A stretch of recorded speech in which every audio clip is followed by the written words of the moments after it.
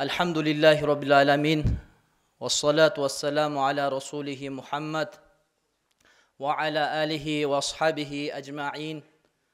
Бүткүл аламдардын Роббиси Аллах Роббил Иззатка бардык мактоолор болсун.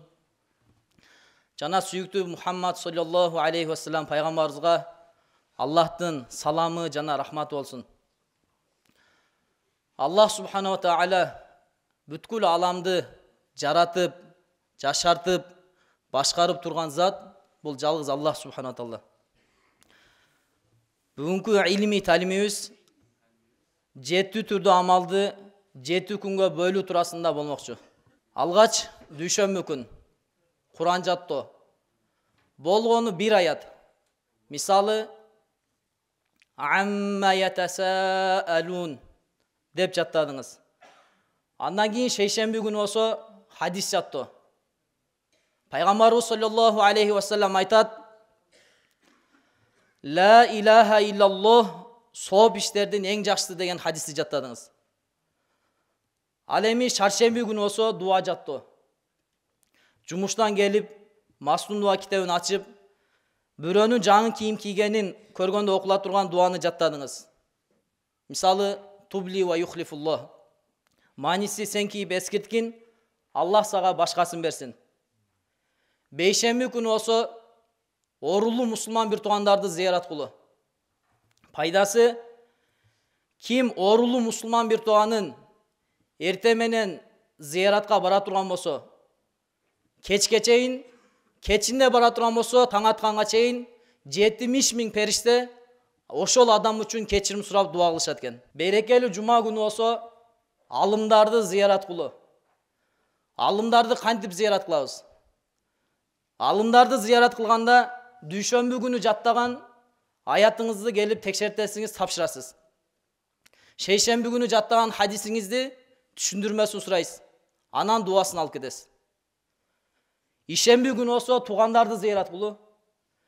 Мисалы туугандарыңызга чалып туруп, бир адам чалды дагы: "Ассаламу алейкум, жакшысызбы, ден соолугуңуз, ал акыбалыңыз жакшыбы, балдарыңыз тынчпы, өткөндө бир балаңыз ооруп эле, ошол сакайып калдыбы, жакшы болуп калдыбы" деп сурасаңыз, ал тууганыңыз не кылат? Телефонду кармаган бойдон ал таң калып калат экен да. Бул менен карыз сураган жок, бул менен акча сураган жок, тойго чакырган жок, бул мен ал акыбалымды сурап атат деп туруп, натыйжада тууганчылык мамиле бекемделип, туугандардын ортосунда ынтымак, биримдик пайда болот экен. Жекшемби күн болсо үй бүлөгө убакыт бөлүү. Мисалы үйдө тамак жасап, балдарыбыздын баарын чогултуп туруп, ойнотуп келдиңиз, же болбосо эс ала турган жейге алып барып келдиңиз. Эми жогоруда айтылган амалдардын баарын калтырбастан 1 жыл бою аткара турган болсоңуз, натыйжада эмне болот десе, пайдасы 1 жылдын ичинде сиз 52 аят жаттаган болосуз.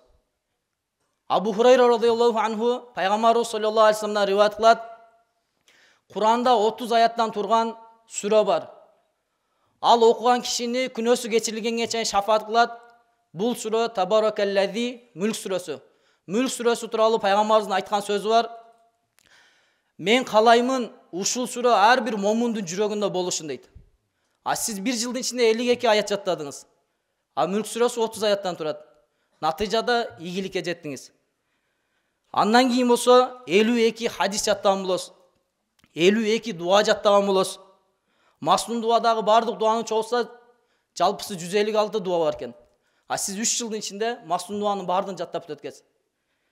Ошондой эле 52 жолу оорулуу мусулман бир туугандарыбызга зыярат кылган болобуз. 52 жолу алымдар менен байланышып, аларды зыярат кылган болобуз. Ошондой эле туугандарга, үй бүлөгө 52 жолу убакыт бөлгөн болуп эсептелебиз. Эгер ушул амалды сиз менен биз дайыма үзгүлтүксүз кыла турган болсок, анда 10 жылдын ичинде 520 аят жаттаган болосуз, 520 хадис жаттаган болосуз, 520 дуа жаттаган болосуз. Ошондой эле 520 жолу оорулуу мусулмандарга зыярат кылып, алымдарга зыярат кылып, туугандарга, үй бүлөгө 520 жолу убакыт бөлгөн болот экенбиз. Аллах субхана тааля ушул айтканын уккандарга толук амал кылганга баарыбызга мүмкүнчүлүк берсин. Ва ахиру да'вана анил хамдулиллахи rabbil alamin bi rahmatika ya arhamar